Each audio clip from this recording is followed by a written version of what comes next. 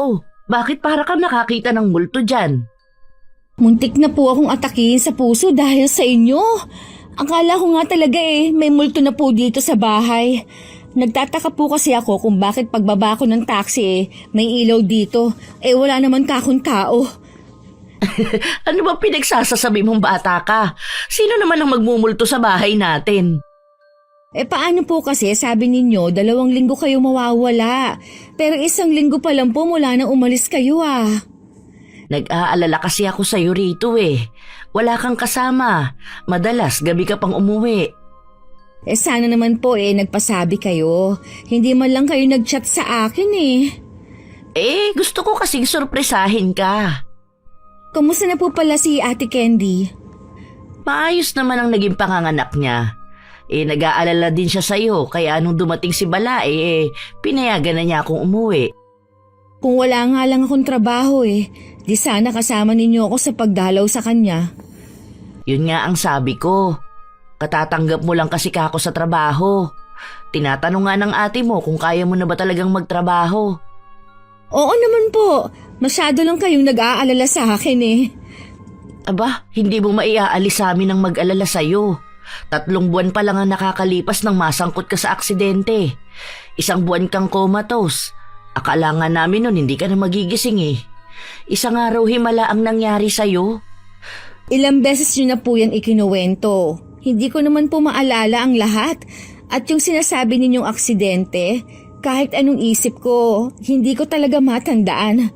Ang pakiramdam ko lang parang natulog lang ako. Normal lang daw na hindi mo maalala ang aksidente. Ang importante naman buhay ka. Ma, ano nga po pala ang pasalubong nyo?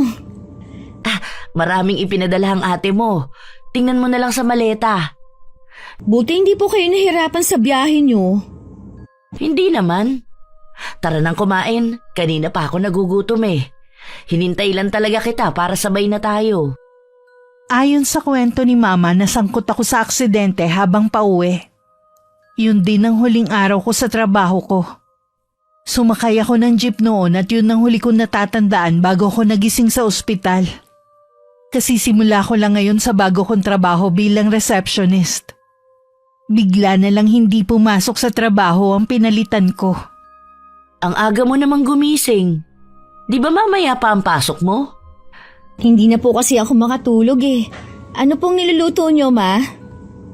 Nagsasangag ako at magluluto ng danggit. Uy, sarap niya na. Magtimpla ka muna ng kape mo habang naghihintay. Bakit nga pala sabi mo hindi ka na makatulog? Pakiramdam ko po kasi merong nakatingin sa akin kanina. Akala ko nga po nasa kwarto ko po kayo. Hindi pa naman ako pumapasok sa kwarto mo mula kanina. Baka naman nananaginip ka lang. Siguro nga po. Siya nga pala, hindi ka ba nahihirapan sa trabaho mo? Ang layo kasi ng pinapasukan mo Hindi naman po, Ma. Isang sakay lang naman ang ginagawa ko Kaya nga nagtataksi na ako para hindi na ako palipat-lipat ng sasakyan. Ikaw naman kasi nagmamadali ka agad magtrabaho. Pwede naman kasing palipasin mo muna ang 1 taon. Alam niyo naman po na hindi ako sanay na nasa bahay lang. Paano po ang mga gastusin natin dito sa bahay? Malaki naman ang nakukuha kong pensyon sa tatay mo Saka nagbibigay din ang ate Candy mo. Alam ko po na malaki ang pagkakautang natin sa kamag-anak natin nung maospital ako. Gusto ko po na ako na lang ang magbayad kahit papaunti-unti. Huwag mong alalahanin ang utang natin. Naiintindihan naman ng mga kamag-anak natin yung tungkol sa utang. Hindi ko na po hihintayin na singilin tayo. Gusto ko po ngayon pa lang paghandaan ko na ang pagbabayad sa kanila. Sige, ikaw ang bahala. Pero wag mong pwersahin ang sarili mo sa trabaho. Kapag hindi mo kaya, huminto ka na muna. Mas mahalaga pa rin ang kalusugan mo kaysa pagkita ng pera. Alam ko naman po yun, Ma. Mula nang magising ako mula sa koma, marami na akong nararamdaman na kakaiba. Nung una ay nakala ko na normal lang ang mga nakikita ko. Hanggang mapagtanto ko na parang nabuksan ang third eye ko sa aksidente. Inilihim ko ang nangyayari kina Mama at Ate. Ayoko na kasing dagdagan pa ang pag-aalala nila sa akin. Tanging ang best friend kong si Monet lang ang pinagsasabihan ko ng mga pinagdadaanan ko. Hanggang ngayon ba binabagabag ka pa rin ng mga kaluluwa ng mga kasama mo sa jeep? Hindi ko na sila nakikita. Pero may iba namang pumalit sa kanila. Natanggap na siguro nila na hanggang doon na lang. Hindi mo naman kasalanan kung ikaw lang ang nakaligtas sa aksidente. Grabe rin naman ang pinagdaanan mo. Kaya lang, madalas pa rin ako makaramdam ng kakaiba sa paligid ko. Katulad sa bago kong trabaho. May nakikita ka rin ba sa trabaho mo? Wala naman, pero ramdam ko na parang may kasama ako at nakamasid sa akin. Dito sa bahay, may nakikita ka ba? Sa dami ng mga santo nyo dito sa bahay, parang wala naman nang makakapasok dito na kahit ano-ano. Ay, salamat naman kung ganun. Nasaan nga pala ang asawa mo at anak? Kanina ko pa sila hindi nakikita ha. Birthday kasi nung biyanan kong babae, kaya nandun silang mag-ama. Hanggang ngayon ba hindi ka pa rin nila tanggap? Ako matagal ko nang tanggap na kahit kailan, hindi nila ako matatanggap sa pamilya nila. Ayos lang naman, basta wag lang kaming magkakasama sa iisang bubong. Sa bagay, halatang hindi ka na apektado Hindi na talaga. Ang mahalaga lang sa akin ang asawa ko at anak ko. Kaya ikaw, kung gusto mo ng tahimik na buhay, pumili ka ng lalaking ulila na. Ikaw talaga? O bakit?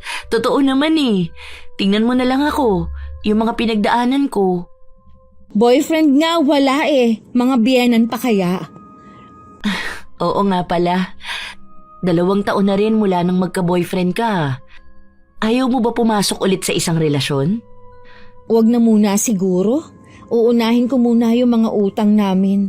Alam mo naman na malaki ang nagastos ni na mama at ate dahil sa pagkakaaksidente ko Sa bagay, mahirap nga yung may obligasyon pa.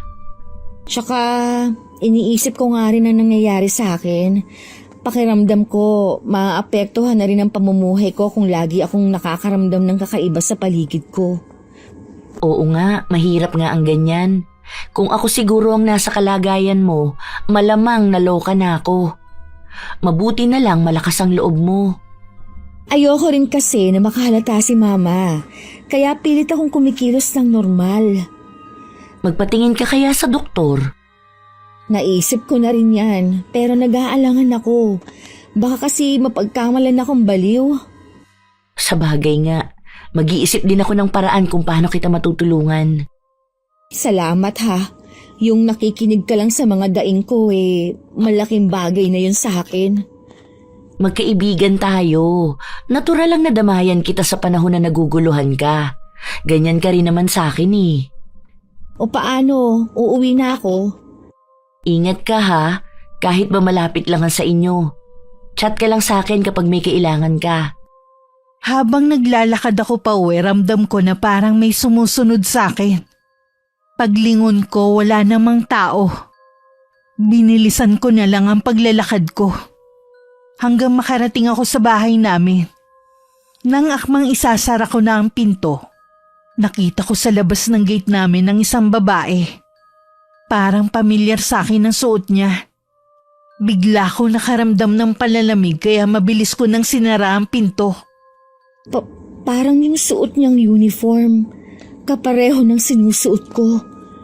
Sino kaya siya? Oh, nandyan ka na pala Iha. Kumusta ang pagpunta mo kina Monet? Okay naman po. Nagkwentuhan lang naman kami. Bakit parang namumutla ka dyan? Masama ba ang pakiramdam mo? Ayos lang po ako. Tumakbo po kasi ako pauwi Baka napagod lang ako. Bakit ka naman tumakbo? May humahabol ba sa'yo? Wala po. Sinubukan ko lang po na tumakbo kung kaya ko pa. Akala ko naman kung napano ka na Ma, meron po kasing babae sa labas. Hindi ko po kilala. Baka kayo, alam ninyo kung sino siya. Ha? Bakit hindi mo pa tinanong? Masilip nga kung sino. Nandito na kasi ako sa loob nang makita ko siya Wala naman Baka naman umalis na nung hindi mo siya pansinin. Ano bang itsura? Hindi ko po masyadong mamukaan pero halos kaedad ko lang po siguro siya. Baka isa lang sa mga tenant sa kabila. Halos mga kaidaran mo mga umuupa dyan eh. Baka nga po. Sige ma, papasok muna ako sa kwarto. Aayusin ko rin ang uniform ko para bukas. O sige, tatawagin na lang kita kapag maghahapunan na tayo. Habang natutulog ako, bigla na lang ako nagising sa gitna ng gabi. Napatingin ako sa may pinto. Nagtaka ako kung bakit nalipat doon ang uniform ko. Samantalang isinabit ko yung sa may bintana. Akmang tatayo ako pero hindi ko naman maigalaw ang katawan ko. Hindi ko rin maalis ang paningin ko sa may pinto. Hanggang nagkaroon ng paa, kamay at mahabang buhok ang uniform. Huli na mapagtanto kong tao pala yun na nakatingin sa akin. Lucy! Lucy! Gumising ka! Ha? Ma? Ano pong ginagawa niyo rito? Narinig kasi kitang sumisigaw kaya napatakbo ko rito. Ano bang napanaginipan mo? Hindi ko na po maalala, ma. Anong oras na po ba? 3:00 pasado pa lang. Heto, inumin mo muna tong tubig mo rito. Salamat po. Pakiramdam ko nga uhaw na uhaw ako. Mabuti lagi kang may tubig dito sa lamisita mo. Alam niyo naman po na uhawin ako kaya talagang lagi akong may tubig sa kwarto ko. Matulog ka ulit, maaga pa naman. Babantayan kita. Hindi na po ako makakatulog. Babangon na lang po ako. Sa sala na lang po ako maghihintay ng oras. Ang mabuti pa sasamahan na lang kita. Hindi na rin ako makakatulog Pasensya na po ha kung pati kayo naabala ko. Naku, huwag mo isipin na abala ka. Lagi ka bang nananaginip ng masama? Ngayon lang po, ma. Ipagtitimpla na lang kita ng gatas.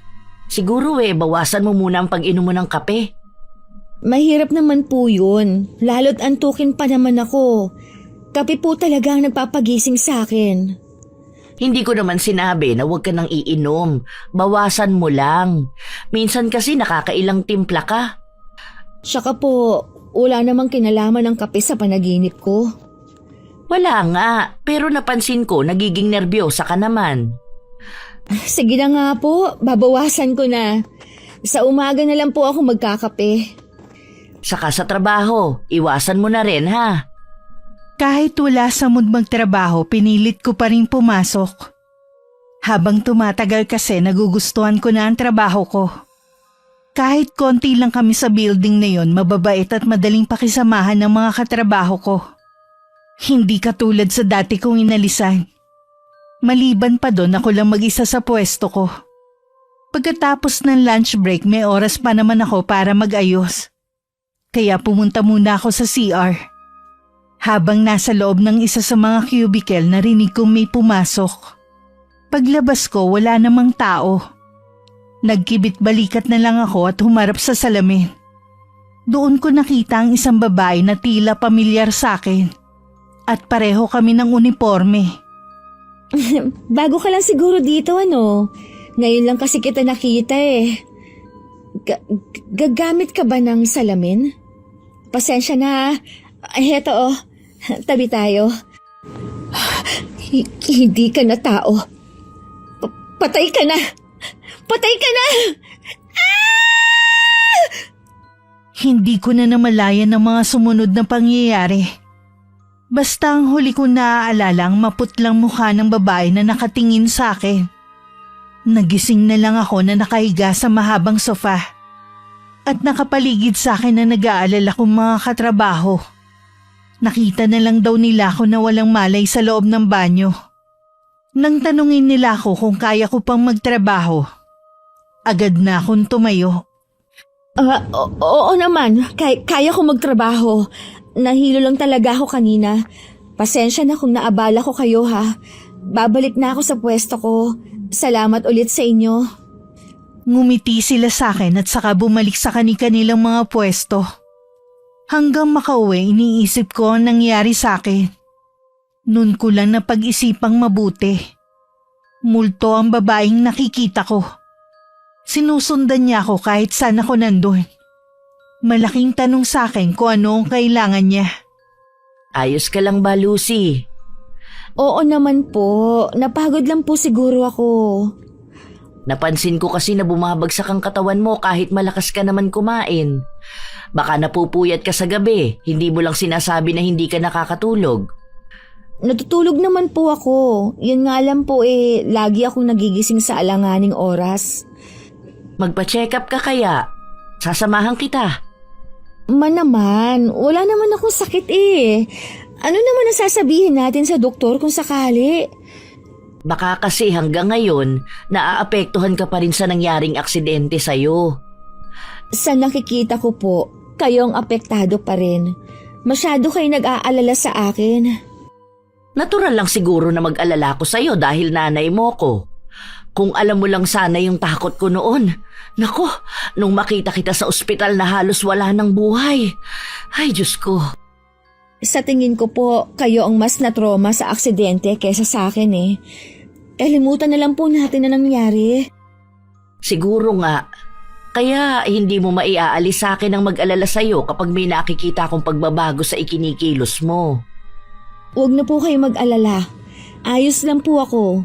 Kung sakaling may maramdaman ako, sasabihin ko po kaagad sa inyo na magpapatingin na ako sa doktor. Kahit hindi mo sabihin sa akin, alam ko may bumabagabag sa'yo. Nandito lang ako kapag handa ka nang magsabi. Naikwento ko kay Moneta na pag-usapan namin ng mama ko sa pagdalaw ko sa kanya. Minsan kasi pakiramdam ko OA na siya sa sobrang pag-aalala sa akin. Natural lang sa mama mo na mag-alala ng ganun. Lalo na siguro kung malaman niya ang nangyayari sa'yo ngayon, lalo yung mapaparaning. Tingin ko nga, kailangan ko na ng tulong. Pero hindi ng doktor. May nakikita ka na naman ba? Oo, isang babae na kapareho ng suot kong uniforme. Di ba? Sabi ko sa'yo, iba ang pakiramdam ko sa paligid dahil pala sa kanya. Sino nga kaya ang babaeng yun? Bakit kaya siya nagpapakita sa'yo? Hindi ko alam, pero nararamdaman ko na meron siyang gustong sabihin sa akin. Kung kapareho ng uniforme mo ang suot niya, malamang dati siyang nagtatrabaho sa kumpanyang pinapasukan mo ngayon. Doon ka mag-umpisang mag-imbestiga. Kung ganon, hindi ko muna itutuloy ang plano kong pag-resign. Ha? Balak mo na palang mag-resign? Sana, dahil sa nangyari sa akin sa trabaho. Palagay ko, magpapakita siya ulit sa akin eh. Ayoko namang isipin ng mga katrabaho ko na baka nababaliw na ako kapag nakita nila akong parang loka-loka. Hayaan mo kung anong gusto nilang isipin.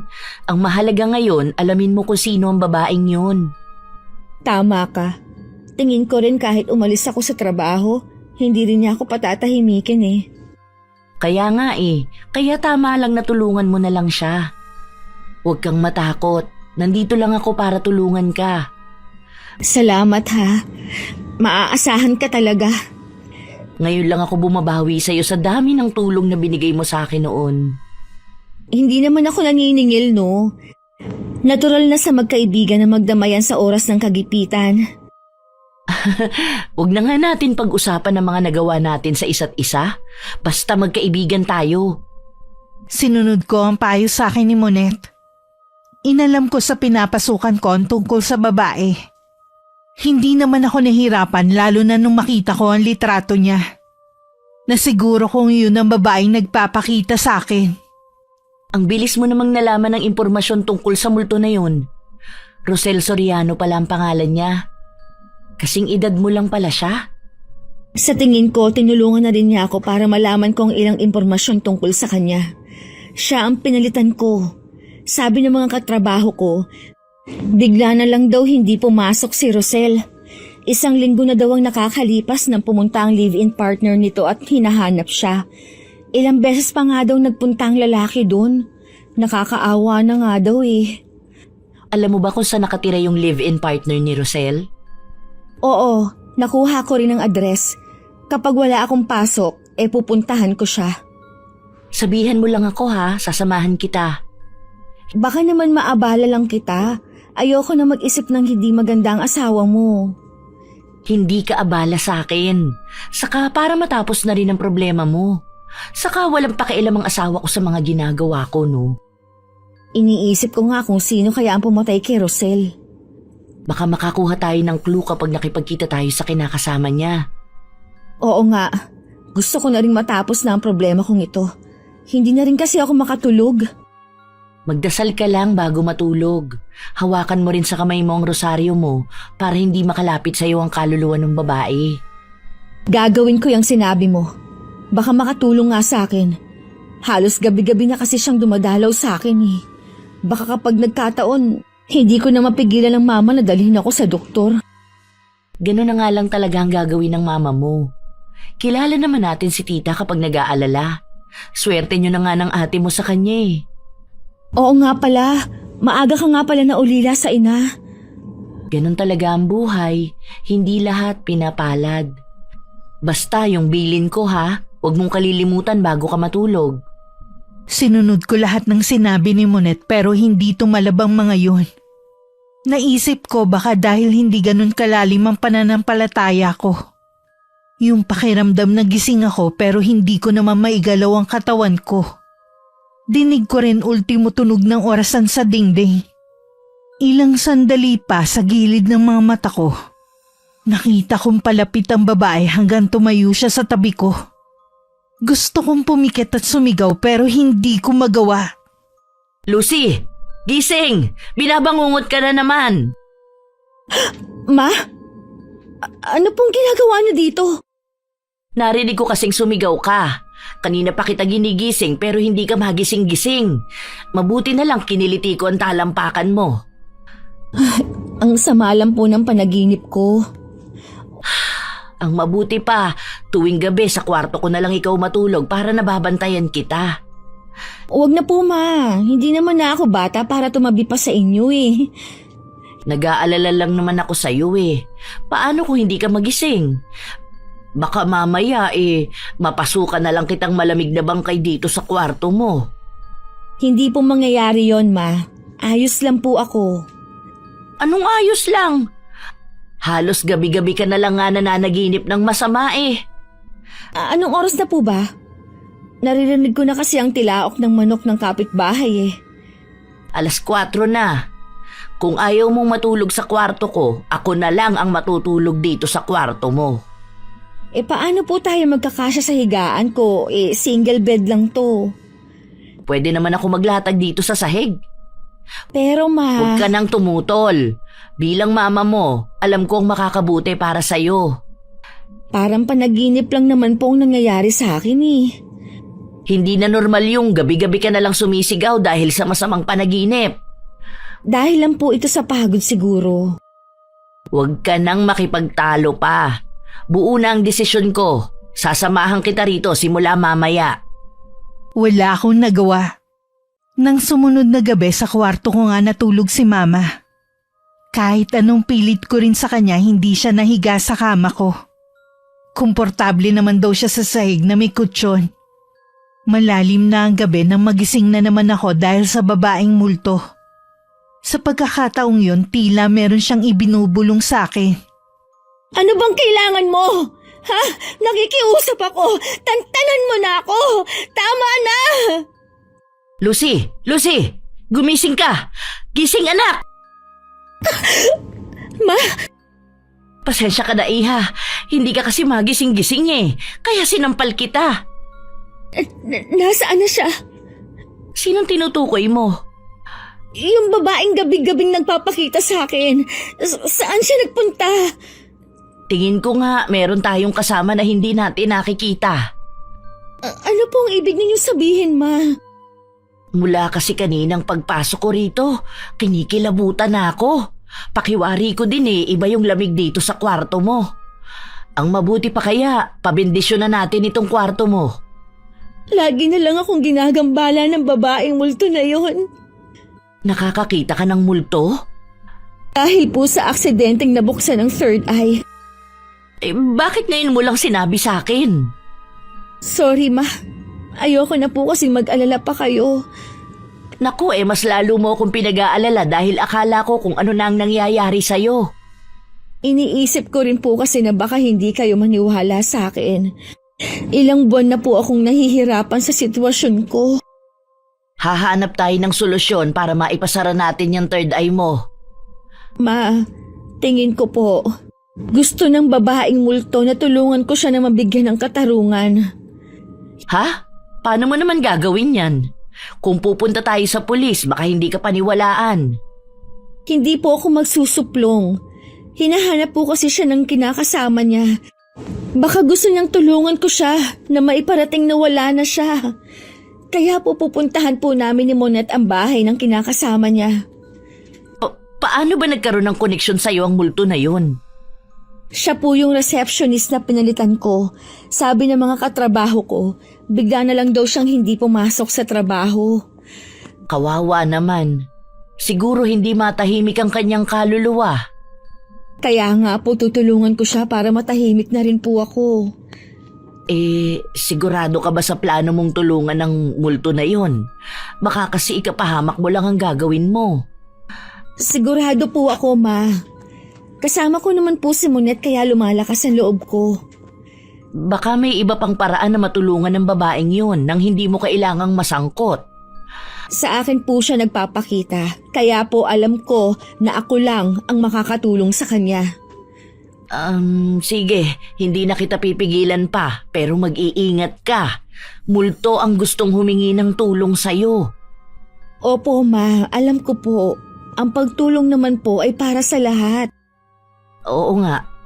Kaya lang kasi Ay, sa bagay, kasama mo naman si Monette. Alam ko na hindi kanya pababayaan. Nagpatawag ng pari si Mama para mabindisyonan ng buong bahay at ang kwarto ko. Kinabukasan naman day off ko. Pinuntahan namin ni Monette ang address kung saan dating nakatira si Rosel. Isang matangkad at mistisuhing lalaki ang nagbukas ng pinto. Nagtatakang tingin ang ipinukul niya sa amin. Sino kayo? Anong kailangan nyo? Mga kaibigan kami ni Rosel. Mga kaibigan? Kilala ko lahat ng kaibigan ni Rosel. Ngayon ko lang kayo nakita. Bago lang niya kaming mga kaibigan bago siya nawala. Ako nga pala si Lucy at siya naman si Monette. Ganun ba? Pasok muna kayo. Pasensya na kung makalat ang bahay Wala kasi akong oras para maglinis. Lagi kasi akong wala. Teka, kukuha ko kayo na maiinom. Hindi, huwag na. Katatapos lang naman namin magmerienda. Paano nyo nga pala nakilala si Rosel? Hindi niya kasi kayo nababanggit Magkasama kami sa trabaho. Mabait naman siya kaya nakapalagayan namin agad ang isa't isa. Ako na lang din na nagpakilala sa kanya kay Monette. Bago lang kami magkakaibigan ng... Kaya pala pareho kayo ng uniforme. May balita ka na ba sa kanya? Wala pa rin hanggang ngayon. Kaya nga ako laging umaalis para mag-follow up sa kaso niya. Inireport mo rin pala sa pulis ang pagkawala niya. Oo, kaya lang hanggang ngayon hindi pa rin siya nahahanap. Parang nakukulitan na nga ang pulis na may hawak sa kaso niya sa pagpapabalik-balik ko. Sa tingin mo kaya, nasaan na siya ngayon? Sabi ng pulis na kausap ko, posible daw na patay na si Rosel. Para daw kasing naglahong parang bula ang kinakasama ko. Pero hindi ako naniniwala. Alam ko, buhay pa ang mahal ko. Hindi ako susuko hanggat hindi ko siya nakikita. Araw-araw ko siyang hahanapin sa iba't ibang lugar. Magbabaka sakali na baka may nakakita sa kanya. Oliver, paano kung talagang patay na nga si Rosel? Hindi pa siya patay. Alam ko nasa ibang lugar lang siya. Baka nagpapalamig lang. Pero hindi siya patay. Alam ko na mahirap tanggapin, pero posible yun. Hanggat walang katawan niya, hindi ako maniniwala na patay na siya. Hahanapin ko siya kahit saang sulok ng Pilipinas. Kaya ko lang kasi nasabi dahil mismong mga pulis ang nagsasabi din na posibleng patay na nga siya. Marami pa kaming pangarap ni Rosel. Hindi pwede na wala na siya. Mas matatanggap ko pa kung iniwan na lang niya ako dahil meron na siyang iba. kesa sa sinasabi niyo. Naiintindihan kita na mahirap tanggapin ang bagay na ito. Kaya lang, kailangan mo rin na maging handa. Hanggat walang katawan, hindi ako maniniwala. Hihintayin ko ang pagbabalik niya at hahanapin ko pa rin siya araw-araw. Hindi ka namin pipigilan sa gusto mong gawin. Sana, maging handa ka lang. Umuwi kami ni Monet na parehong mabigat ang dibdib. Awang-awa kasi kami sa lalaki. Kitang-kita namin kung gaano niya kamahal si Rosel. Hindi na tuloy ako nakapagsalita kanina para sabihing nagpapakita sa akin ng babae. Anong gagawin natin? Mukhang hindi rin siya maniniwala kahit sabihin natin na patay na si Rosel. Lalo kung sasabihin pa natin na kaya natin alam dahil nagpapakita sa'yo ang multo niya. Ay, mas lalo pa tuloy naging komplikado ang problema ko. Oo nga eh. Baka mamaya magpakita na naman sa'yo ang babaeng multo na yun. Kaya kailangan kong maiparating kay Oliver na wala nang kinakasama niya. Baka yun lang ang makakapagpatahimik sa kanya. Palaisipan pa rin kung sino ang pumatay sa kanya at kung nasaan ang bangkay niya.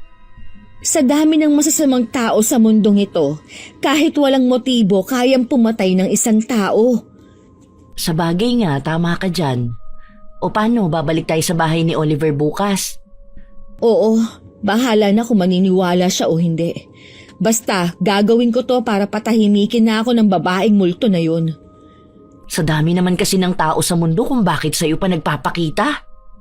Iniisip ko na lang na may dahilan ng lahat ng ito. Sa bawat gagawin mo, samahan mo ng dasal para maging matagumpay. Oo, gagawin ko yan. Salamat sa palaging paalaala. Kinabukasan pagkalabas ko ng trabaho, nagkita lang kami ni Monet sa isang lugar. At saka na kami tumuloy sa bahay ni Oliver. Hindi na rin naman nagulat ang lalaki na makita niya kaming bumalik. Ano ba ang dahilan niyo? Bakit kayo bumalik? Tungkol ba kay Rosel ang sadya niyo? Alam ko na mahirap paniwalaan ang sasabihin ko, pero totoo ito. Wala na si Rosel. Patay na siya. Ano bang kalukuhan to, ha? May pruweba ba kayo sa mga sinasabi niyo? Nagpapakita sa akin ang kaluluwa ni Rosel. Kahit saan ako pumunta, sinusundan niya ako. Hindi rin niya ako pinapatulog. Umalis na kayo bago pa ako tumawag ng pulis. Pwede bang hayaan mo muna magpaliwanag ang kaibigan ko, ha? Akala ko ba gusto mong malaman ang nangyari sa mahal mo? Pwes, ito na ang mga sagot sa mga tanong mo kung nasan si Rosel. O sige, magsalita ka. Sabi mo sa akin lahat ng nalalaman mo. Matagal nang patay si Rosel. Hindi na siya babalik pa. Hindi matahimik ang kaluluwa niya. Siguro nahihirapan din siyang nakikita kang nadurusa sa pagkawala niya. Tigilan mo na ang paghahanap mo sa kanya. Totoo ba yan? Kung ganun, nasaan ang katawan niya kung talagang patay na siya? Hindi ko alam. Patawarin mo ako kung hanggang doon lang ang alam ko. Yun lang naman ang mensahe na gusto niyang iparating sa'yo eh. Para hindi ka na umasa na babalik pa siya. Paano ko ito papaliwanag sa pamilya niya? Nangako ako sa kanila na hahanapin ko si Rosel. Kailan ba kayo huling nagkita ni Rosel? Nung bago siya pumasok sa trabaho, ipinagluto ko pa nga siya eh. Kung ganon, huli siyang nakitang buhay nung pumasok siya sa trabaho. Maaari nung pauwi siya, doon siya na corner ng salarin. Kung sasabihin natin sa pulis ang mga sinabi mo, hindi rin sila maniniwala. Alam ko, kaya nga dapat hindi nila itigil ang investigasyon. Kahit makita man lang sana ang bangkay niya. Ako ang bahala. Kung kinakailangan, araw-araw akong pupunta sa police station. Gagawin ko. Pasensya ka na, Oliver, ha? Alam kong masakit tanggapin pero mahihirapan din kasi siya kung hindi ko sasabihin sa'yo. Ang totoo niyan, nararamdaman ko na posibleng nga nawala na siya pero hindi ko lang talaga matanggap. Nandito lang kami kung kailangan mo ng tulong o makakausap. Salamat sa inyo. Alam ko na mabubuti kayong tao. Mag-iingat ka rin kasi hindi natin alam kung sino ang salarin. Posible rin nakilala niyo ang taong pumatay sa kanya. Titignan ko rin ang mga gamit niya. Baka may makita ako na pwede nating gawing ebidensya. Malaking tulong yung gagawin mo. Tatawagan ko kayo agad kapag meron ako nakita na pwede magturo ng kinaroroonan ni Rosel. Hindi na rin kami magtatagal. Kailangan na rin namin umuwi eh. Mag-iingat kayo sa pag-uwi. Parang nabunutan na rin ako ng tinik. Pagkatapos kong maipagtapat kay Oliver ang lahat.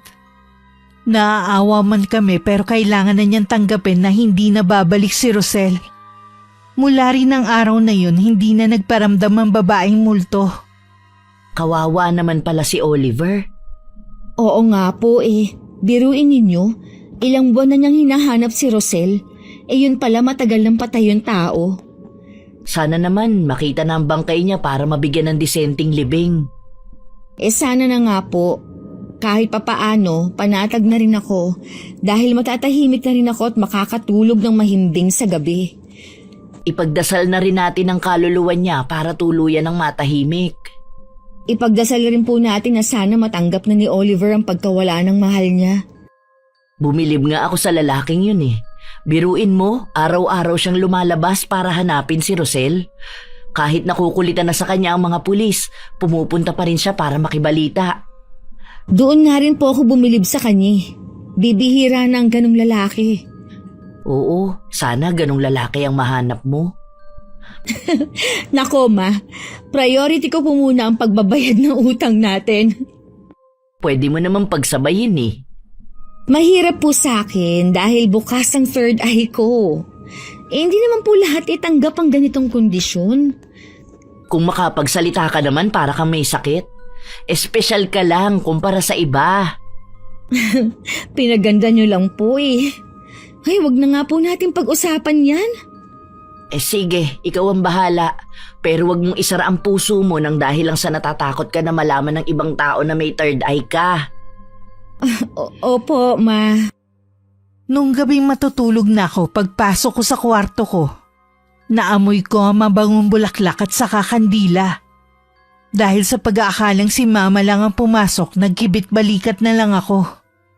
Nakadilat pa ang mga mata ko ng mga oras na yun. Nang bigla na lang nagpakita sa akin si Rosel na umiiyak habang naliligo sa sariling dugo. Bigla akong napabangon mula sa pagkakahiga.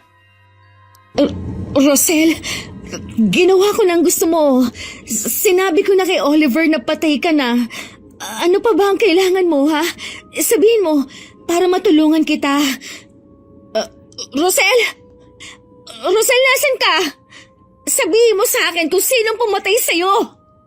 Tinangka akong tumayo pero bigla na naman nanigas ang katawan ko. Hindi na naman ako makagalaw. Kinakapos na rin ako ng paghinga na parang nalulunod. Lucy! Lucy, gising! Lucy! Ma? Hindi pa rin pumatahimik si Rosel. Hindi ko na alam ang gagawin ko. Hindi kaya gusto niyang humingi ng tulong sa'yo para mahanap ang taong pumatay sa kanya? Siguro nga po, kaya ginugulo na naman niya ako. Kailangan mong maging matapang ngayon dahil sigurado na magpapakita ulit siya sa'yo. Siya lang mismo makakapagturo kung sinong pumatay sa kanya. Oo, kaya kapag nagpakita siya, tanungin mo kung sino ang pumatay sa kanya. Opo, ma. Tatanungin ko siya. Kung talagang gusto niyang mabigyan ng katarungan na nangyari sa kanya, kailangan niyang makipagtulungan. Sige na, matulog ka pa. Babantayan na lang kita. Hindi na rin po ako makakatulog nito eh. Hihintayin ko na lang po na mag-umaga. Kung ganun sa sala na lang tayo maghintay. Parang bumigat na naman kasi ang kwarto na to. Dahil lang dito lang siya sa paligid. Hindi na nga siya nananakit, pero papatayin naman niya tayo sa nerbiyos. Halika na, tumayo ka na dyan sa higaan. Ayaw na sana ni Mama na pumasok pa ako sa trabaho ng araw na yun. Pero ako lang ang nagpumilit. Baka kasi may malaman pa ako tungkol kay Rosel. Pero maliban sa masipag sa trabaho at magaling makisama, wala na akong nalaman pa sa mga katrabaho ko. Bago umuwi ng hapon, pumunta muna ako sa CR. Kapapasok ko pa lang nang biglang nagpatay sindi ang ilaw. Imbis na matakot, tumingin pa ako sa salamin sa harapan ko. Mula doon lumitaw ang imahe ni Rosel. Wala namang lumalabas na boses sa kanya pero naiintindihan ko ang buka ng bibig niya. Oo, Rosel. Handa kitang tulungan. Gusto mo bang mabigyan ng hustisya ang pagkamatay mo? Sabihin mo sa akin, sino ang pumatay sa'yo? Ano ang pangalan niya? Bigla ko nalumo nang biglang nawala ang imahe ni Rosel. Ngunit bigla na lang may pulang likido na gumuhit sa salamin. Nanlaki ang mga mata ko nang mabasa ko ang pangalan na nakasulat doon. Hindi ako makapaniwalang siya ang pumatay kay Rosel. Sabi na nga ba eh, duda na nga ba ako sa paiyak-iyak ng Oliver na yun? Awang-awa pa naman tayo sa kanya. Peke naman pala siya. Nang mabasa kong sinulat ni Rosel sa salamin, hindi ako makapaniwala. Si Oliver mismo ang pumatay sa kanya. Siguro, para nga naman hindi siya mapaghinalaan na may kinalaman sa pagkawala ni Rosel. Nagkunwari na lang siya na hinahanap niya ang pobre. Ang galing umarte ng hinayupak. Kahit alam na natin kung sino ang pumatay kay Rosel, wala naman tayong ebidensya. Hindi rin natin siya mapapakulong. Kailangan si Oliver mismo ang umamin sa mga pulis. Kailangan natin siyang kumbinsihin. Nararamdaman ko naman na mahal niya si Rosel. Baka hindi naman niya talaga sinasadya na mapatay ang kasintahan. Ibig mong sabihin makikipagkita tayo sa kanya? Naku, baka mamaya tayo naman ang isunod niya. Hindi tayo dun sa bahay niya pupunta. Iba ang pakiramdam ko sa bahay na yon. Palagay ko, naroon lang ang bangkay ni Rosel. Nakakakilabot naman yun. 2 beses pa naman tayo nagpunta sa bahay niya. Desidido na ako na mabigyan ng hustisya si Rosel kaya lahat gagawin ko. Magkasama natin yan gagawin. Kahit na hindi ko personal nakakilala si Rosel, naaawa pa rin ako sa kanya. Kinabukasan tinawagan ko si Oliver para makipagkita sa amin. Nauna lang kami ng ilang minuto ni Monet sa tagpuan. Humahangos naman na dumating ang lalaki. Parang pagod na pagod pa siya. Pasensya na kayo kung ngayon lang ako ha. May ginawa pa kasi ako sa bahay. May ilan lang akong iniligpit na gamit. Mga gamit ba ni Rosel? Oo. Ngayong wala na siya, minabuti ko na lang na itago na lang ang mga gamit niya. Nalulungkot lang kasi ako makita mga ngayon. Bakit nga pala gusto niyo na dito magkita? Hindi na lang sa bahay. Hindi na ako magpapaligoy-ligoy pa, Oliver. Bakit mo pinatay si Rosel? Ha? Ano bang sinasabi mo, Lucy? Hindi kita maintindihan. Mismong si Rosel ang nagsabi sa akin na ikaw ang pumatay sa kanya. Imposible naman ang sinasabi mo. Kahit kailan, hindi na nakakapagsalita ang patay. Maaari nga. Pero sinulat niya ang pangalan mo sa salamin nang tanungin ko siya kung sino ang pumatay sa kanya. Sa tingin mo may maniniwala sa'yo? Ha? Kung talagang mahal mo si Rosel, aaminin mo ang kasalanan mo. Hindi nga akong pumatay sa kanya. Huwag mo akong pinagbibintangan. Huwag ka nang magsinungaling pa. Maawa ka naman kay Rosel at sa pamilyang naulila niya. Saan mo tinatago ang katawan niya? Mabuti pa magpatingin ka sa doktor. Mukhang malala na yung sayad mo. Ikaw ang may sayad, hindi si Lucy. May matino ba naman na papatayin ang kinakasama? Hindi nga akong pumatay sa kanya. Kung hindi niyo ako titigilan, irereklamo ko kayo sa mga pulis. Sige, mabuti pa nga para lumabas na ang katotohanan. Pareho nga yata kayo siraulo eh. Diyan na nga kayo. Inaksayan niyo lang ang oras ko sa pagpunta rito. Hoy, bumalik ka rito! Aminin mo munang ikaw ang pumatay kay Rosel. Hayaan mo na siya. Kahit alam na natin ang totoo, hindi natin siya pwedeng pilitin. Kung hindi siya aamin sa ginawa niyang krimen, paano mabibigyan ng katarungan ng pagkamatay ni Rosel? Baka makonsensya din siya sa ginawa niya. Kung noon nga hindi siya nakonsensya, ngayon pa kaya? Takot lang noon na makulong.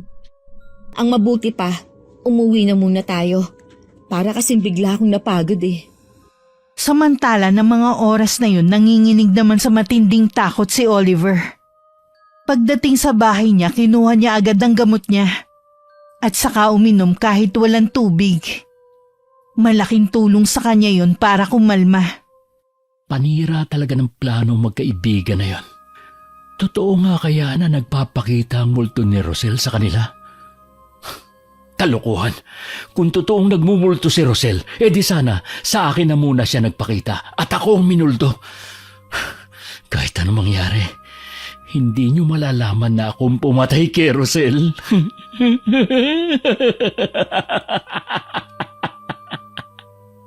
Hindi pala ganun kadali na matulungan ng isang multo na naghahanap ng katarungan sa nangyari sa kanya. Pagdating ko sa bahay namin, agad akong tinanong ni Mama. Oh, anong nangyari sa lakad ninyong magkaibigan? Ayaw pong umamin ni Oliver sa ginawa niyang krimen. Hindi talaga yun aamin dahil ayaw makulong. Paano po mabibigyan ng hustisya ang pagkamatay ni Rosel? Hindi naman po ako pwedeng basta na lang pumunta ng police station, Ma. Walang maniniwala sa akin. Ipagdasal na lang natin na sana makonsensya ang Oliver na yon. Wala rin kasi ako maisip na paraan eh. Minsan na itatanong ko kung bakit kailangan pa akong biyayaan ng ganitong abilidad kung hindi ko naman magagamit sa pagtulong. Lucy, may dahilan ng lahat. Huwag mong sisihin ang sarili mo kung hindi mo man matulungan si Rosel. Pakiramdam ko po nangihina na ako. Paanong hindi ka manghihina kulang ka sa tulog? Wala ka na rin ginawa kundi ang mag-isip. Parang gusto ko na rin mag-resign sa trabaho. Hindi po kasi ako makapag-concentrate Kahit sa ang sulok nakikita ko si Rosel. Baka isipin ng mga katrabaho ko nasisiraan na ako ng bait dahil sa kakatuwa kong kinikilos. Mabuti pa nga siguro para kahit papano makapagpahinga ka muna. Tingnan mo ang itsura mo. Ang payat mo na. Inaalagaan ko naman po ang sarili ko. O sige na, matulog ka na muna. Babantayan kita. Madalas pa rin ako nagigising dahil kay Rosel. Ayaw niya akong tigilan hanggat hindi nabibigyan ng hustisya ang pagkamatay niya. Tuluyan na rin ako nag-resign sa trabaho. Minsan dumalaw sa amin si Monet. Matagal na rin kasi nung huli akong pumunta sa kanila. Anong nangyari sa'yo? Bakit butot balat ka na lang? Kumakain ka pa ba? Yan nga ang sabi ko sa kaibigan mo Ayaw naman magpadala sa doktor. Hindi naman po makakatulong ang doktor sa akin Ginugulo ka pa rin ba ni Rosel? Oo, kahit saan ko ipaling ang paningin ko, nandun siya. Dapat si Oliver ang minumulto niya at hindi ikaw. Sana nga. Kaya lang siguro, sarado ang third eye ni Oliver kaya sa akin siya nagpapakita. Kakausapin ko ulit siya. Baka sakaling mahabag na siya at umamin sa nagawa niyang krimen. Sabihan mo lang ako at sasamahan kita. Salamat sa iyo, Monet, dahil hindi mo pinababayaan ang anak ko. Oo naman po, tita. Para naman kami magkapatid ni Lucy. Siya nga pala. Kung wala kang gagawin, dito ka nalang magtanghalian ha. Sige ba? Wala naman na mag-ama ko nasa kabilang bahay. May okasyon kasi doon. Hanggang ngayon ba hindi ka pa rin tanggap ng pamilya ng asawa mo? Naku po, hindi na po yun magbabago. Ayos lang naman po, nandyan naman po kayo Kayo na lang po ang itinuturing kong pamilya rito. Kung hindi ka kayang panindigan ng asawa mo, maigi pang iwan mo na lang siya. Ma! May anak kaya sila? Ano ngayon? Kaysa naman magtiis ang kaibigan mo sa sitwasyon na kinasasadlakan niya. Ang ibig ko lang pong sabihin, mahirap para kay Monet na makipaghiwalay dahil sa bata. Naku, wag na po natin pag-usapan ng bagay na yan. Baka po kayo pang mag-away. Pasensya ka na, Monet, ha?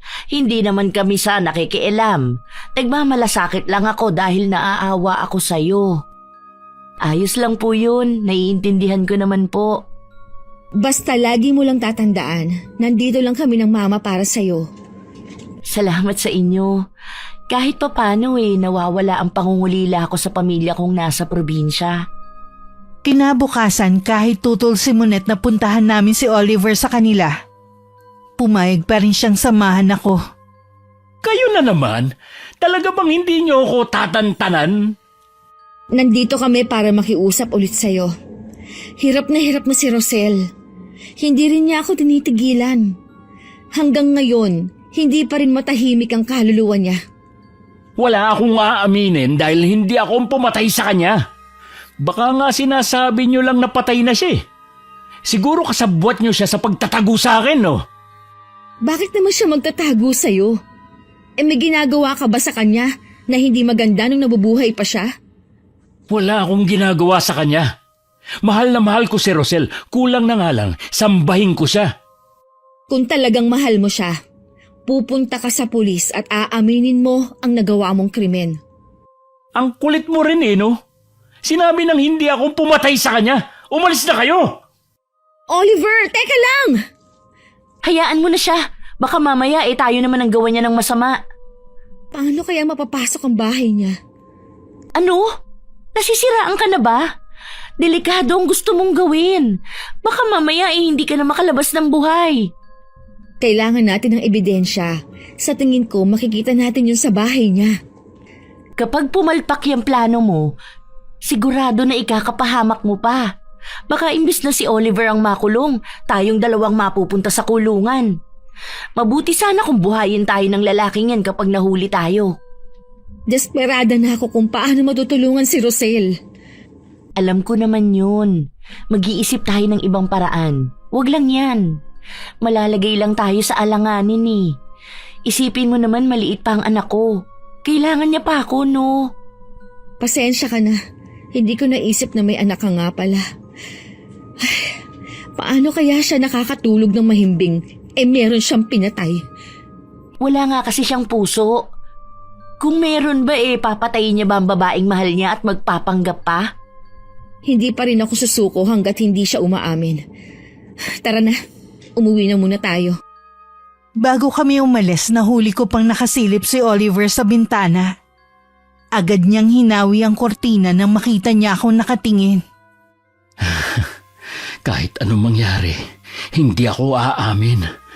Mahihirapan silang mapatunayan na ako nga ang pumatay.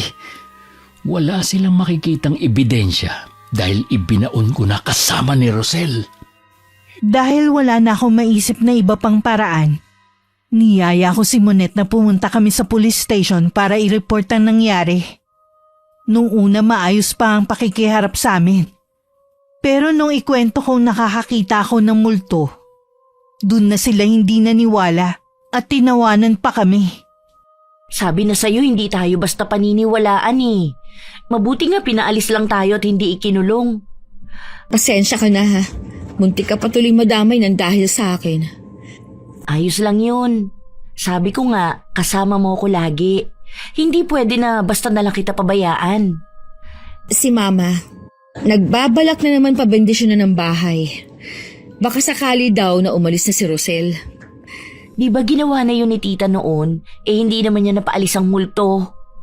Yun nga ang sabi ko. Susubukan daw niya kesa naman daw sa hindi kami matahimik. Kahit humingi kasi tayo ng tulong sa paranormal, wala ring katiyakan kung aalis siya. Dahil ang gusto niya talaga katarungan sa pagkamatay niya. Kaya kailangan talaga umamin ni Oliver. Yun lang ang tanging solusyon para manahimik na siya. Ipaalam kaya natin sa pamilya ni Rosel. Tanging si Oliver lang ang nakakaalam kung saan nakatira ang pamilya ni Rosel. Hindi rin kasi alam ng mga naging katrabaho niya kung saan ang probinsya niya. Sa tingin ko, ipagpasa Diyos na lang natin at ipaubaya sa mga pulis na naghahanap kay Rosel. Naisip ko, bakit hindi ka muna umalis sa bahay niyo? Saan naman ako pupunta? Bakit hindi ka muna magbakasyon sa ate mo? Matagal na niya kayo pinapapunta doon, di ba? Pagkakataon mo na to para makalayo. Pag-iisipan ko muna. Huwag mo nang pag-isipan pa. Wala na talaga akong naiisip na solusyon sa problema mo eh. Pero nasa iyo naman yon kung susundin mo. Pag-uwi ko sa bahay, agad kong sinabi kay Mama ang suggestion ni Monette. Parang nagustuhan naman niya yon. Gusto ko ang ideya ni Monette. Siguradong matutuwa din ang kapatid mo kung magbabakasyon tayo sa kanila. Nakukonsensya po ako kung aalis ako. Hindi mo kailangang makaramdam ng ganyan. Ginawa mo naman ang lahat para matulungan si Rosel. Tao ka lang. May hangganan din ang kakayanan mo kahit pa sabihin na bukas ang third eye mo. Sigurado po ba na hindi niya ako masusundan sa bahay ni Ate Candy? Malalaman natin. Ang importante ngayon makalayo ka muna sa bahay na ito. Sige po ma, doon muna tayo kay ate. Tatawagan ko na ang kapatid mo. Sigurado na matutuwa yun. Okay lang po kaya na walang tao dito sa bahay natin? Makikisuyo na lang ako sa kapitbahay natin. Mabait naman itong nasa kabila eh. Sa bagay nga. Ha? Ayan na naman ang amoy. Anong amoy? Amoy bulaklak po at kandila. Naghahalo ang amoy nila. Ha? Wala naman ako naaamoy ah. Alam ko po nasa paligid lang si Rosel. Mukhang hindi niya gustong gagawin natin na pag-alis. Ginawa naman natin lahat para matulungan siya. Na kay Oliver na ang huling desisyon. Rosel, alam kong nakikinig ka sa akin. Alam kong nahihirapan ka na. Pero sana maunawaan mo ko. Naniniwala ako na balang araw, makakamit mo rin ang hustisya. Lagi naming ipinagdarasal na sana matauhan na si Oliver at magtapat na siya sa mga pulis. Nawala ng amoy. Pero alam kong nasa paligid lang siya. Pareho kami ni Mama na nakaramdam ng malamig na hangin sa paligid. Nag-usal na lang ng panalangin si Mama. Hanggang mawala ang pakiramdam na parang meron pa kaming ibang kasama. Kinabukasan umalis na rin kami. Gaya ng inaasahan, tuwang-tuwa si ate. Ayos naman ang lugar, pero hindi pa rin ako matahimik. Dama ko pa rin kasi ang presensya ni Rosel. Napapansin pala ni Mama ang pagkabalisa ko. Alam ko may bumabagabag sa'yo. Kahit ang kapatid mo napapansin na ang kakaibang ikinikilos mo. Hindi pa rin niya ako nilulubayan. Ha? Nandito si Rosel? Opo. Parang mauuna pa yata akong masiraan ng bait kaysa mabigyan siya ng hustisya eh. Huwag mong sabihin yan. Magpakatatag ka anak. Hahanap tayo ng solusyon. Lumapit kaya tayo sa albularyo. Ano naman ang may tutulong ng albularyo sa atin, ma? Subukan lang natin. Wala namang mawawala eh. Sige po. Saan naman tayo hahanap ng albularyo? Nabanggit ng ate mo na meron daw magaling na manggagamot dito. Hindi lang daw siya manggagamot. Isa din siyang mangkukulam. Sana nga matulungan niya tayo. Pupuntahan agad natin siya. Sa pagtanong-tanong namin natuntun namin ang bahay ni Caliroy. Nasa dulo ng baryo ang tinitirhan niya. Ayon sa napagtanungan namin, nanggagamot daw ang matandang lalaki. Pero kilala siya sa pangungula. Hindi pa man kami kumakatok ni Mama, bumukas na ang pinto. At iniluwa ang isang matandang lalaki na bulag ang isang mata. Magandang araw po sa inyo, Caliroy. Tuloy kayo. Alam ko na ang sadya nyo. Alam niyo na po? Parating pa lang kayo alam ko na. Maupo muna kayo dyan, magpapausok lang ako sa paligid. Hindi ko kasi gusto na merong kaluluwa na umaaligid sa bahay ko. Alam po niya ang tungkol kay Rosel. Sabi ko na sa'yo magaling siya. Kita mo nga, alam na niya agad ang sadya natin. Sana maitaboy na niya ng tuluyan ang kaluluwa ni Rosel. Haya na si Caliroy. Hindi pa niya nakikita ang liwanag kaya hindi pa siya makatawid. At isa pa, hindi pa siya handang iwan ng mundong ito. Tingin niya dahil sa nakikita mo siya, ikaw ang magiging susi para makatawid siya. Pinatay po siya ng kinakasama niya. Kaya lang po, ayaw umamin ng lalaki sa ginawa niyang krimen. Hanggang ngayon po ginugulo ako ng multo. Hindi ka niya titigilan kahit saan ka magpunta. Alam niya kasi ikaw lang ang makakapagbigay ng hustisya sa kanyang pagkamatay. Tulungan niyo po ako, Caliroy. Lahat na nagpupunta rito tinutulungan ko. Pero ang sa iyo ang pinakamahirap na kaso. Ikaw pa lang ang lumapit sa akin na dahil sa multong problema. Caliroy, Nagsimula lang naman po ang problema ng anak ko mula nang mabuksan ng third eye niya. Pwede kayang maisara yun? Pwede nating subukan, pero kailangan bukal sa kalooban ng anak mo at handa siya. Gusto ko po sanang tulungan muna si Rosel bago ko tuluyang ipasara ang third eye ko. Pero anak, lahat nga ginawa mo na eh. Maawa ka naman sa sarili mo. May naiisip po ako na isa pang paraan para kusang umamin si Oliver. Alam ko pong matutulungan tayo ni Caliroy. Anong naiisip mong paraan, Iha? Gusto kong ipakulam si Oliver. Pahirapan siya hanggang siya na mismo ang sumuko at umamin. Maganda ang naisip mo. Kaya lang anak, masama ang magpakulam ng kapwa. Ito na lang po ang naiisip ko na paraan. Oo nga, kaya lang... Sige, kung yan ang plano mo. Kung buo na ang pasya mo, bumalik ka sa Biyernes ng hapon. Dala ng kanyang litrato at buong pangalan. Bakit po sa Biyernes pa? Dahil ganoong araw malakas ang aking kapangyarihan. Sige po, babalik na lang po kami sa Biyernes. Ngayon pa lang po nagpapasalamat na ako sa inyo. Gumaan na ang pakiramdam ko na makauwi kami. Pero ramdam ko pa rin ang presensya ni Rosel sa paligid. Humingi naman ako ng tulong kay Monet kung paano makukuhanan ng litrato si Oliver. Kahit ang kaibigan ko nagulat sa plano ko pero sumang-ayon din naman siya. Habang nag-iisip si Monet kung paano makakalapit kay Oliver, bigla naman itong sumulpot sa harapan ng bahay nila. Anong ginagawa mo rito? Galing ako sa bahay ng kaibigan mo. Wala siya sa kanila. Nandito ba siya? Nasa bakasyon ng kaibigan ko dahil sa sobrang stress. Dahil sa ginawa ninyo, pinuntahan ako ng mga pulis sa bahay ko. Pinaghihinalaan nila na may kinalaman ako sa pagkawala ni Rosel. Talaga? Tama lang dahil totoo naman na may kinalaman ka sa pagkawala ng kinakasama mo eh. Ilang beses ko bang sasabihin na wala akong alam sa nangyari sa kanya? Hanggang kailan mo paninindigan ang kasinungalingan mo, ha? Hindi ako nagsisinungaling. Kayo itong gumagawa ng kwento para siraan ako. Sana nga laliman pa ng mga pulis ang pag-iimbestiga sa'yo para lumabas ang katotohanan. Pwes, wala silang malalaman.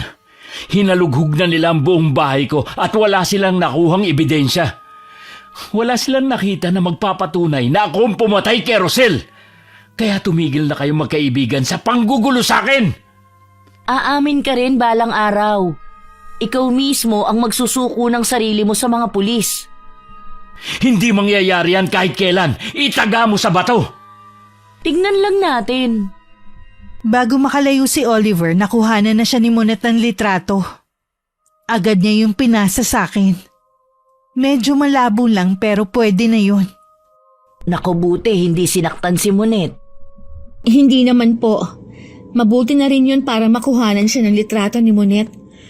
Ngayon mararanasan niya ang bagsik ng kulam na nararapat sa kanya. Kulang pa nga pong mararanasan niya sa ginawa niya kay Rosel. Buhay ang kinuha niya. Dapat lang, buhay rin ang maging kapalit. Maiba nga pala ko. Bago magtanong sa'yo ang ate mo ha. Nalaman niya kasi na galing tayo kay Caliroy. Sabi ko kasi may sakit ka at nagpapagamot. Ako na po ang bahala kapag tinanong niya ako. Naniwala naman siya sa sinabi ko dahil mukha ka naman talagang may sakit. Ayoko na kasing mag-alala pa siya. Ayoko rin naman po lalo't nag-aalaga pa siya ng baby niya. Konting tiis na lang, maaayos din ang problema mo. Alam ko po na malapit nang matapos ang problema ko. Pagkatapos po nito, mahaharap ko na rin sa wakas ang sarili kong buhay. Dumating ang araw ng Biyernes. Gusto pa sana ni Mama na samahan ako pero inatake siya ng rayuma niya. Kaya ako na lang ang nagpunta sa bahay ni Caliroy. Hindi mo yata kasama ang nanay mo. Sinumpong po kasi ng rayuma niya, kaya hindi ko na po pinasama. Dala mo ba ang mga kailangan ko? Opo, dala ko na po lahat. Pinapauna ko na sa iyo, Iha. Hindi biro ang magpakulam ng tao. Maaring bumalik ito sa iyo. Handa naman po ako sa pwedeng mangyari. Ang gusto ko lang po, mabigyan ng hustisya si Rosel. Akin na ang litrato ng lalaking yan. Isulat mo rin sa papel na ito ang buong pangalan niya. Anong klaseng kulang po bang gagawin ninyo sa kanya? Bibigyan ko siya ng matinding karamdaman. Ipapasok ko din sa kanyang isipan na karma yun sa kanyang ginawang krimen. Hindi siya makakatulog sa gabi. Matapos basahin ni Caleroy ang pangalang nakasulat sa papel, humarap na siya sa parang altar na may bungo ng kung anong hayop. At may 3 itim na kandila pang nakasindi sa ibabaw nito. Umusal na rin siya ng mga salitang Latin na tanging siya lang ang nakakaalam. Pagkatapos ng 2 linggong bakasyon, umuwi na rin kami ni Mama sa bahay namin. Agad kong tinawagan si Monet para pumunta sa amin. Mukhang hiyang sa'yo ang pagbabakasyon mo ha. Namiss ko kayo ni tita. Sabi ko nga sa kanya, ayaw pa nga kami pauwiin ng ate niya pero siyang mapilit na umuwi na. Sabi ko nga sa kanya, ayaw pa nga kaming pauwiin ng ate niya pero siyang mapilit na umuwi na. Yun palang sinabi mo na pagkulam kay Oliver, tumalab na kaya yun sa kanya? Hindi ko alam pero sabi ni Caleroy, matinding sakit daw ang dadanasin niya. Ultimo pagtulog, mahihirapan siya. Paano kaya natin malalaman? Hindi naman tayo pwedeng pumunta ron. Baka magkahinala pa ang lalaking yun. May palagay ako na siya mismong tatawag sa atin. Tama na muna yung kwentuhan tungkol sa taong yun. Hali kayo, magmerienda muna tayo. Ito nga pala ang mga pasalubong namin sa iyo, Monet. Naku, salamat po. Nag-abala pa po talaga kayo. Siyempre naman, para ka na rin naming kapamilya. Ang dami naman po nito. Masyado po talaga kayong galante sa pagbibigay ng pasalubong. Sa'yo lang naman dahil kaibigan ka ni Lucy. O siya, bago pa tayo magkaiyakan kainin na muna natin ang hinanda ni Mama na merienda. Habang masayang nag-uusap sina Mama at Monet, hindi ko maiwasang mapalingon sa kwarto na bahagyang nakaawang ang pinto. Alam ko nandun na naman si Rosel. Kinabukasan tanghali na nasa higaan pa rin ako. Nang tumunog ang cellphone ko, sinagot ko yun nang hindi tinitignan kung sinong tumatawag. Napabalikwas ako ng bangon nang marinig na si Oliver pala ang nasa kabilang linya. Humihingi siya ng tulong. Pinuntahan ko lang si Monet at saka na kami umalis. Salamat naman at pinuntahan mo ako. Bakit ikaw lang? Nasaan si Monet? Pumunta siya sa police station. Di ba sabi mo gusto mo nang sumuko? Oo. Mahigit 1 linggo na akong binabagabag ng konsensya ko dahil sa ginawa ko. Karma na siguro nangyari sa akin. Ano bang nangyari sa'yo? Bakit puno ka ng sugat sa katawan? Ang bilis ng ikinabagsak ng katawan mo. Kulang pa ito sa ginawa ko kay Rosel. Tama lang sa akin na magdusa sa karamdaman na kahit ang doktor, hindi alam kung ano. Sabihin mo sa akin, paano mo pinatay si Rosel? Hindi ko naman sinasadya Paniwala ka, hindi ko sinasadya na patayin siya. Nagdilim lang talaga ang paningin ko. May pinag-awayan ba kayo? Oo. Gusto niyang makipaghiwalay sa akin. Nung una, ayaw pa niyang aminin na meron na siyang iba pero sa bandang huli, umamin na rin siya na may iba na siyang gusto at balak na nilang magsama. Paano mo siya pinatay? Paulit-ulit kong inuntog ang ulo niya sa pader. Saka lang ako natauhan nang hindi na siya gumagalaw. Nasaan ang katawan niya? Ibinaong ko sa lupa. Naging pataba ang kanyang katawan. Sa likod, yung maraming bulaklak, naroon siya. Kung talagang mahal mo siya, hindi mo siya magagawang saktan, lalo na't patayin. Maniwala ka sa akin. Yun ang unang beses na nasaktan ko siya. Trinato ko siyang parang reyna. Niayaw ko siyang padapuan ng lamok. Kulang na lang, subuan ko siya habang kumakain. Ako rin nagpaaral sa kanya sa kolehiyo. Kahit may sarili akong pangarap, isinantabi ko yun para sa kanya. Tapos, may nakilala lang siya na masigit sa akin. Iiwanan niya ako? Alam mong hindi tatanggapin sa korte ang dahilan mo. Nakapatay ka at itinago mo pa ng ilang buwan ang bangkay niya. Kung hindi ka pa dinapuan ng sakit, hindi ka pa aamin. Natakot din kasi ako makulong. Akala ko, kaya kong itago ang krimen. Hindi ko akalain na magpapakita sa iyo si Rosel. Nakikisimpatya ako pareho sa inyo ni Rosel. Ang umamin ka sa ginawa mo sa kanya, yun lang ang makakapagpatahimik sa kanya. Alam mo, sana mapatawad niya ako sa ginawa ko sa kanya. Handa na akong makulong. Nandito na ang mga pulis. Inulit ni Oliver sa harapan ng mga pulis ang ginawa niya. Hindi rin nila malaman kung poposasan pa ang lalaki dahil sa kalagayan nito. Hindi na rin siya makatayo. Minabuti nilang tumawag ng ambulansya para madala ang lalaki sa ospital. Kami naman ni Monet pinanood ang paghuhukay sa likod ng bahay. Kung saan namumukadkad ang mga bulaklak sa mismong pinaglibingan sa katawan ni Rosel. Sa totoo lang, hindi ko maiwasan na maawa sa kalagayan ni Oliver nang makita ko siya kanina. Para kasing tumanda ang itsura niya dahil sa sakit. Matindi nga talaga yung kulam na ipinataw sa kanya. Makakaligtas pa kaya siya? Oo naman, inamin na rin niyang nagawang krimen. Kaya babawiin na ni Caliroy ang kulam. Ang lalim pala ng pinaglibingan kay Rosel. Kanina pa sila naghuhukay pero hindi pa rin makuha ang katawan. Nakakalungkot na nauwi sa trahedyang masayang pagsasama ng dalawa. Kahit may mali pa si Rosel, hindi pa rin tama na sapitin niya ang ganitong karumal-dumal na kamatayan. Sinabi mo pa, kahit sino walang karapatan na kumitil ng buhay. Haya na yata. Ha? Kalansay na nga! Halos mag-iisang taon na rin na nakabaon siya dyan. Kaya huwag ka na magtaka, nakalansay na lang ang katawan niya. Nagulat lang talaga ako. Mabuti pa umuwi na tayo. Nagawa na rin naman natin ang misyon mo. Siguro naman matatahimik na si Rosel. Alam ko kung nasan man siya ngayon, masaya na siya. Sa wakas at makakatawid na rin siya sa liwanag. Umalis na rin kami sa lugar na yon. Lumingon pa ako dahil pakiwari ko may nakasunod sa akin ng tingin. Nakita ko nga si Rosel na nakangiti sa akin.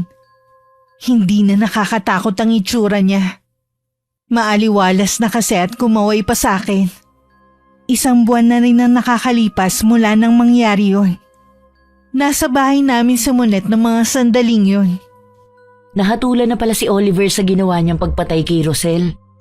Nabalitaan ko nga rin yan. Ganun talaga. Bawat krimen may karampatang parusa.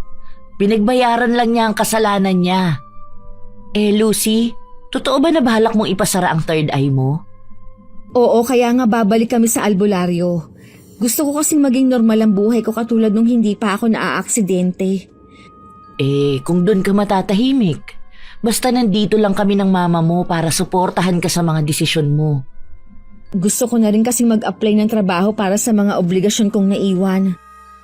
Kailan ang balak ninyong pag-uwi? Sa makalawa na, babalik din naman agad kami dito. Gusto ka sana namin isama para makita mo naman ang lugar nila Candy. Oo nga, ang ganda doon. Naku, sa susunod na lang siguro. Ingat na lang kayo sa biyahe. Hihintayin ko na lang kayo rito.